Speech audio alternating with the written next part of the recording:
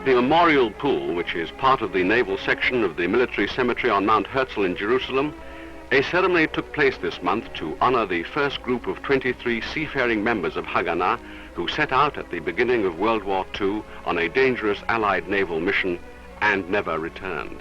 The distinguished gathering who came to pay their tribute included the families of those who fell.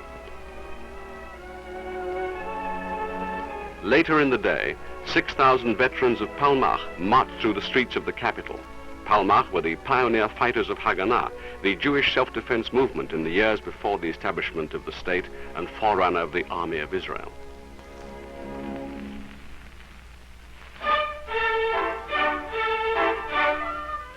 These fields of ripe tomatoes, planted and now picked by new immigrants, show what happens when water and the loving labor of the newcomers to Israel are brought to what was the former desert of the northern Negev.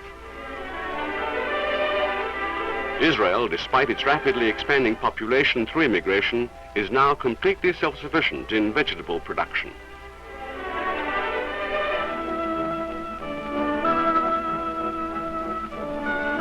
Not far away, near Beersheba, the old world meets the new, as Bedouin tribes, their wanderings over, have been given land by the government on which to settle and instructors by the Ministry of Agriculture.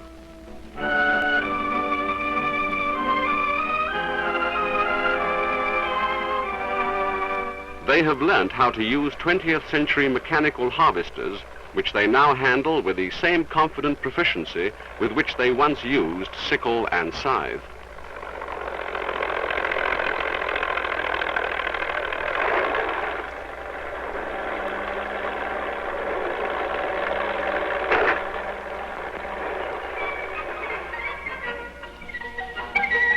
With the approach of the summer heat comes the seasonal sheep shearing.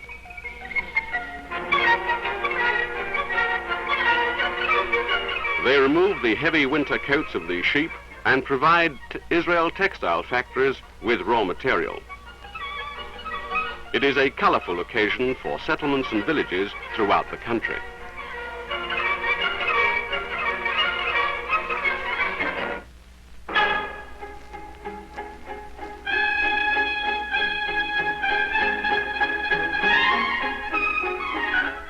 Ben Shemen is a peaceful pastoral village of children not far from Tel Aviv.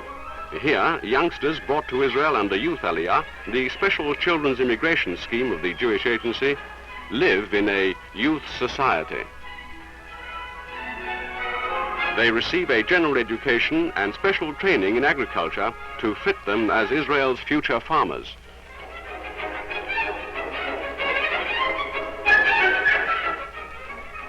Head of Ben Shemen is one of the finest educators in the country, Dr. Lehman, surrounded by scientific instruments given by the late Professor Einstein, after whom the new wing of the school has been named. It was dedicated on the day of Chag HaBikurim, the harvest festival. The children moved in procession, garlands on their heads, their baskets bearing the first fruits.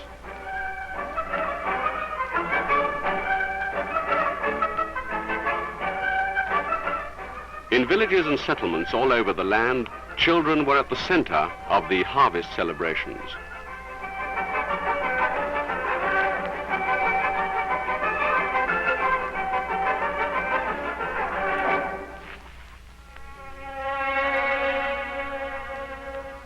To Meron in Galilee, on the festival of Lag BaOmer, come Hasidim to pray at the tomb of Rabbi Shimon Bar Yochai, fighter for freedom against the Romans, Talmudic scholar, and father of the mystic Kabbalists. The Hasidim combine gaiety with piety and mysticism, and on this day, which is also the anniversary of the day when they believe Rabbi Shimon to have entered the divine presence, songs of praise and Hasidic dances are a feature of the ceremonies.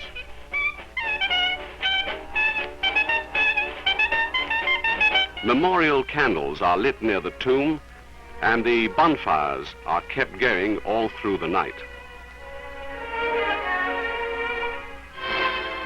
This is also a popular and traditional day to get married, and here in this pioneer settlement on the eastern shore of the Sea of Galilee, young folk, their faces set towards the future, have a multiple wedding ceremony for 4 happy couples.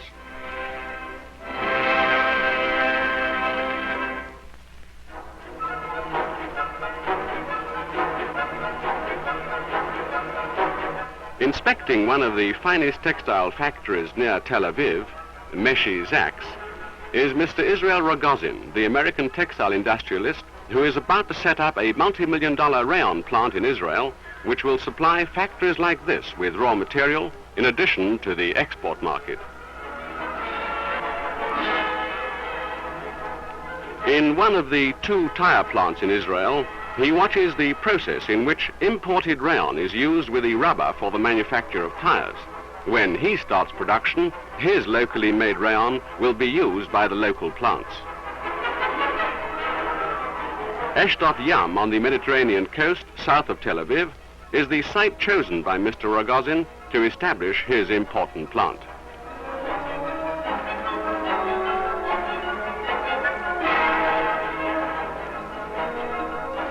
The new concert hall in Tel Aviv, which will seat 3,000, is rapidly nearing completion. The initiator of this project, Mr. Frederick Mann, came with violinist Isaac Stern to test the acoustics of the new auditorium.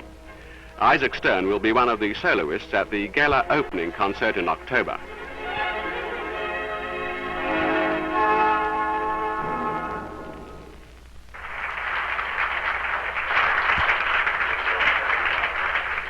A distinguished Jerusalem audience, including members of the diplomatic and consular corps and senior members of the Ministry for Foreign Affairs, gathered in the capital this month to hear a concert by the outstanding young Uruguayan pianist, Luis Batlle Ibanez.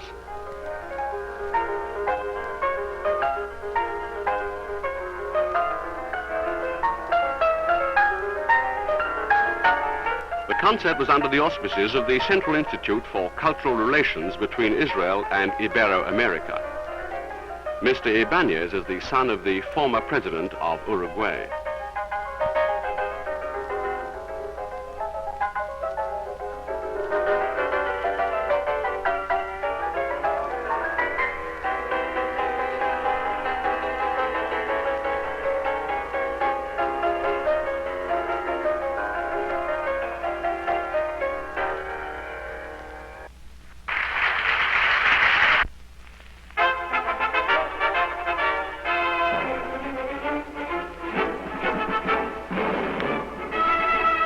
This is a passing out parade of girls who have just completed their non-commissioned officers course.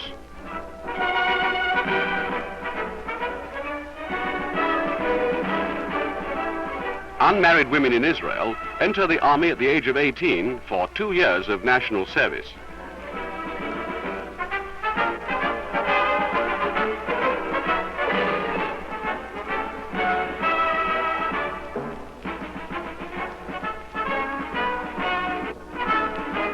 At the end of the course, they receive their coveted green lanyard, prized token of NCO graduates. At another Army camp this month, the Army team that came first in the march to Jerusalem just before the festival of Passover are on parade to receive the much sought-after winning cup at the hands of the Chief of Staff, General Moshe Dayan.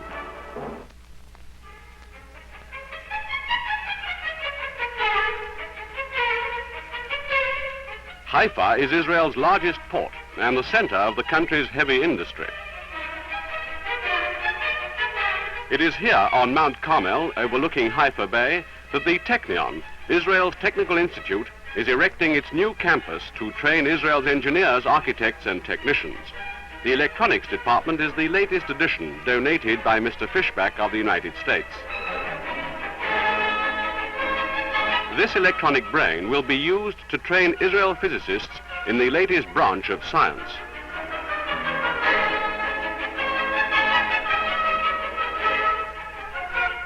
Part of the equipment has been secured from research institutions abroad. A part of it has been made locally.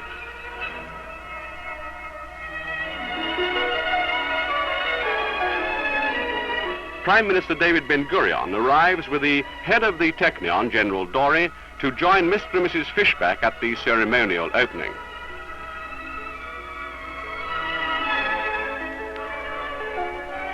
Later, at the conferment of honorary degrees on distinguished scientists, the Prime Minister spoke of the importance of combining the teachings of the great Hebrew prophets with the study of modern science.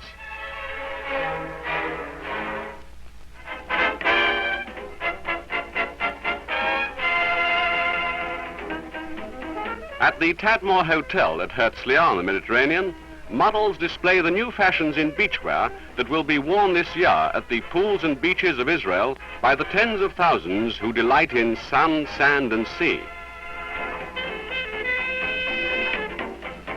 Israel sports and beachwear, designed by local fashion experts, are finding an increasing market abroad and becoming an important item of Israel's export trade.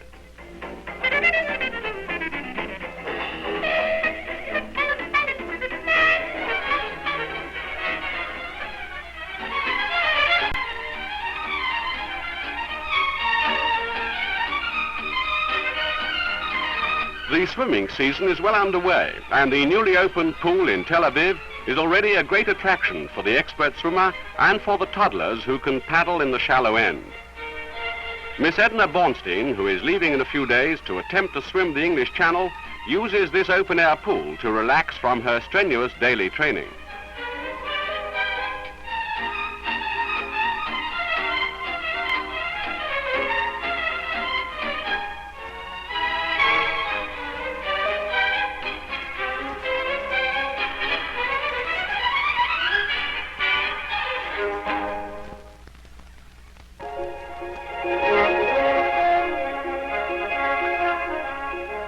The manufacture of olive oil from the groves of Israel is one of the most ancient crafts of this ancient land. Today, the product of these fruitful trees are brought to modern factories who turn out pure olive oil with the latest machinery.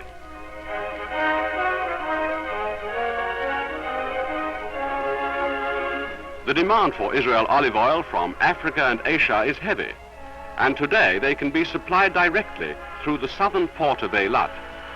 20-ton trucks bring the olive oil south through the Negev to the boom port city at the head of the Red Sea.